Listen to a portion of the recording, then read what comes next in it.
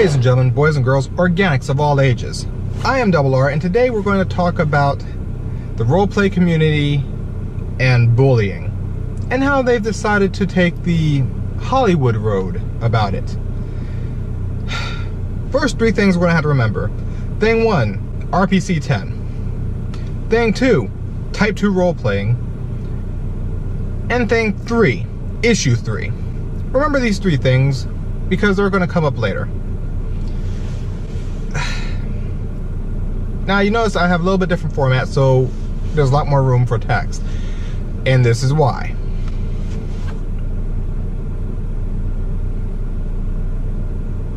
That is typically how people go about warning folks.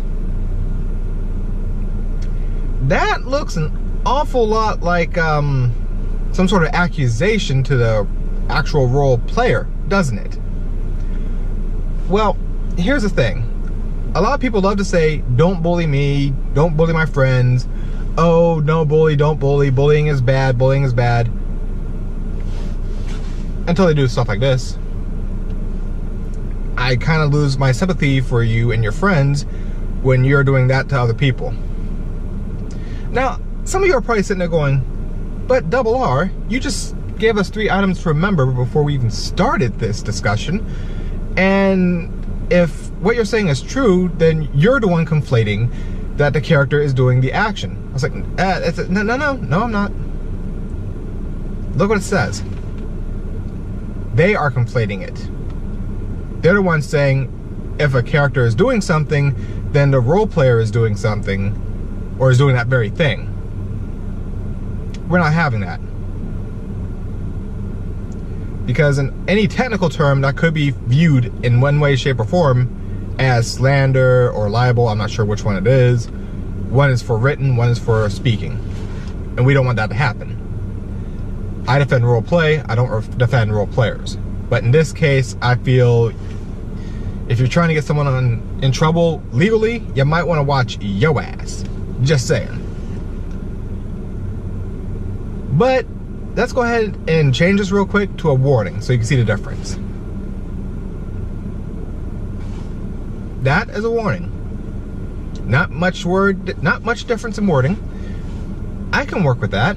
It's just a warning. That's fine. Okay. Whatever.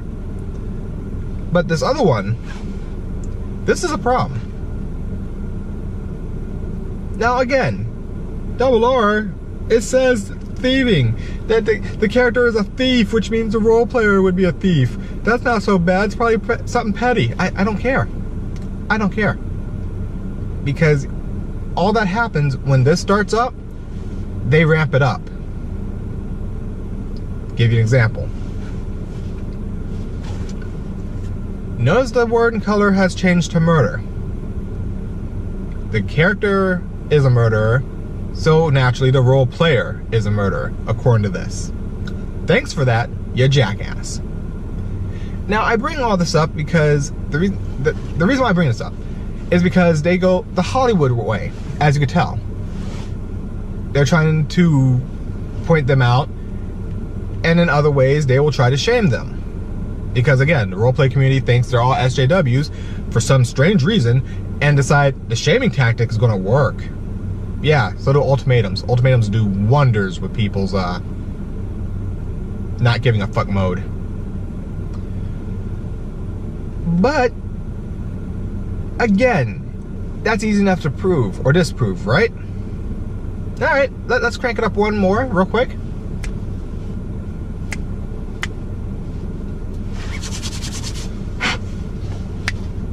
There we go. You see what I changed this to, right? The taker of unwilling poontang pie. Isn't that lovely? The taker of unwilling poontang pie. Because The Rock said that there's all sorts of pies out there in the world, and you had to go after the one that didn't want to be taken by you.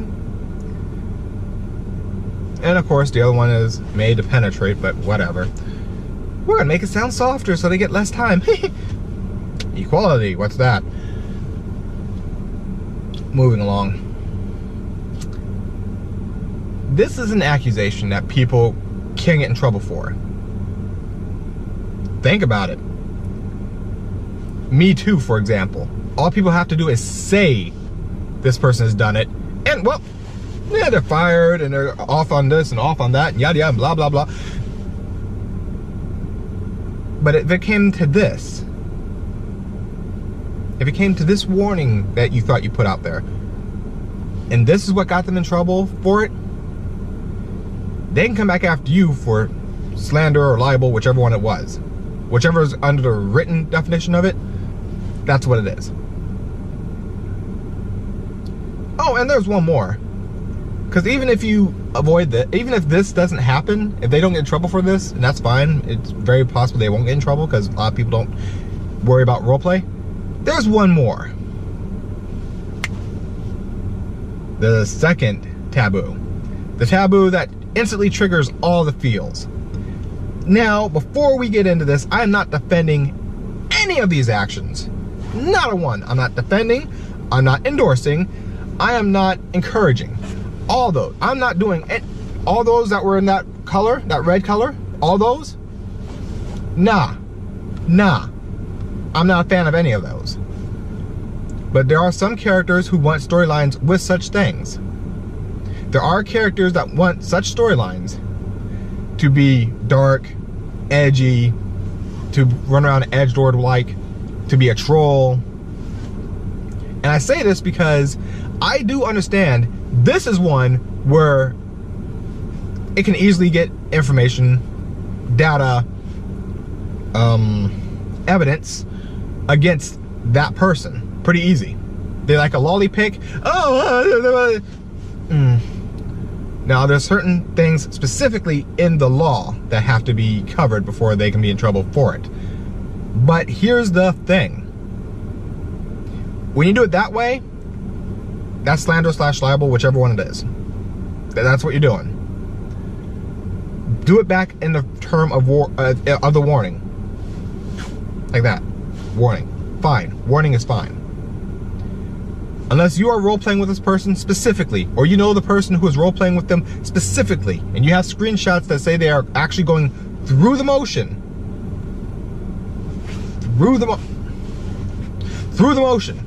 If they're going through the motion, like doing the lewd, actually doing the lewd, unfortunately, have the screenshot for your defense, but you have evidence in that point. You have evidence at that point. Okay? You send that up with everything else. That's your evidence.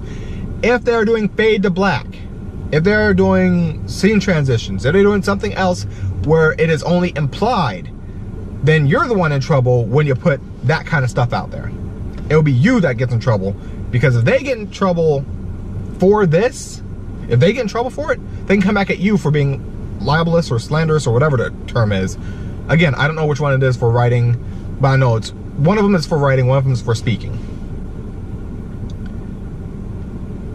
So this is the few time I'm actually defending role players. The ones giving the warning, make it a warning and ensure it's a warning and not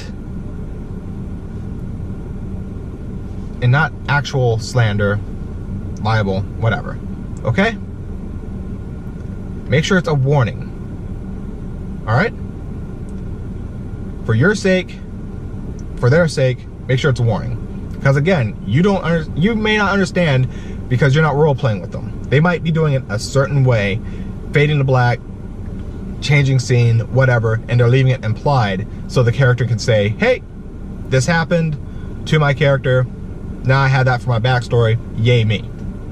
Now I can be super edgelord, XOX, whatever. Remember this, it's very important. Again, one of the very few times I defend a role player here, and this is the case here, for both of them. For the one being accused, and for the one doing the accusing, without realizing they're actually accusing. Keep yourself defended in the eyes of the law. Now, if they are actually doing that kind of stuff, you go ahead and have at it. Now, the reason why I say it's Hollywood based, or Hollywood style, because again, don't bully me or my friends, but fuck that guy.